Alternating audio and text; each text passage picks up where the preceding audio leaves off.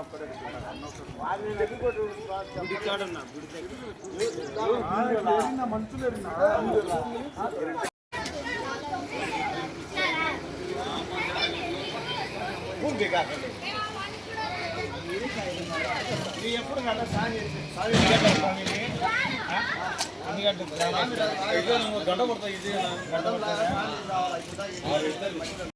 శేఖరన్న number గుడి అయిపోతుంది. నేను రామాంజన నగర కాలనీ వాసిని. ప్రతి సంవత్సరం శ్రీరామనవమి పండగ సందర్భంగా చైత్రశుద్ధ పౌర్ణమి నాడు మన రామాంజనేయ నగర కాలనీ నందు, కడప నగర రామాంజనేయ నగర కాలనీ నందు శ్రీరామనవమి వేడుకలు ఇక్కడ ఘనంగా జరుగుతాయి. ఈ నవమి వేడుకల సందర్భంగా ప్రతి సంవత్సరం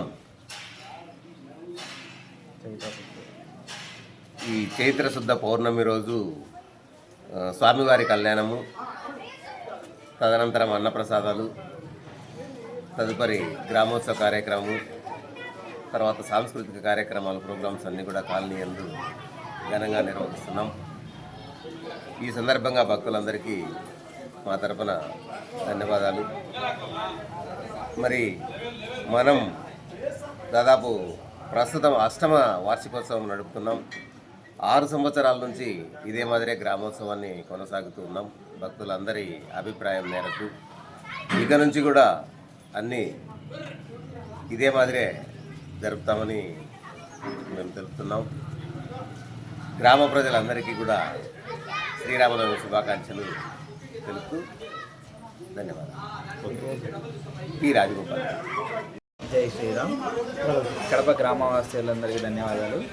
నా పేరు కె నరసింహ. అభయహస్త సీతారామ లక్ష్మణ ఆంజనేయ స్వామి దేవాలయంలో ప్రధాన అర్చకుడిని. అయితే శ్రీరామ ఆంజనేయ నగర్ కాలనీలో ప్రతి ఏడాది అంగరంగ వైభవంగా జరిగే ఈ రాములవారి కళ్యాణము ప్రతి చోట నవమికి జరుగుతుంది.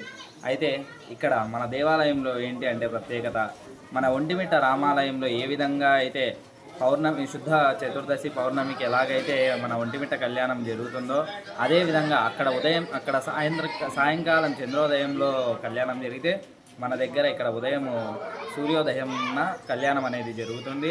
ప్రతి ఏటాలాగే ఈ ఏడు కూడా చాలా అంగరంగ వైభవంగా కళ్యాణం జరిగినది. అదేవిధంగా ప్రతి ఒక్క వేద పండితుల చేత ఆశీర్వచనాలు, అన్నప్రసాదాలు, తీర్థప్రసాదాలు అనేవి జరిగాయి. అలాగే ఈరోజు సాయంకాలం ప్రతిసారి కళ్యాణం అయిపోయిన వెంటనే రాముల వారి యొక్క గ్రామోత్సవం అనేది జరుగుతుంది. ఈ యొక్క కాలనీలో ప్రతి ఒక్కరూ విచ్చేసి స్వామివారి కృపకు ప్రాప్తులయ్యి ఈ యొక్క గ్రామోత్సవాన్ని అంగరంగ వైభవంగా జరపాలని కోరుకుంటూ సెలవు. నేను మీ ప్రధాన అర్చకుడిని కట్టె నరసింహ. సార్ దండం పెట్టుకోండి.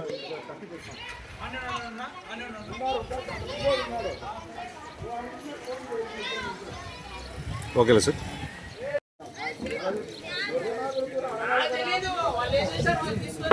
నువ్వే బండిలో పోయి పట్టుకొని రాపో, 500 పోయి డబ్బులు ఇస్తా, పోయి పట్టుకొని రాపో.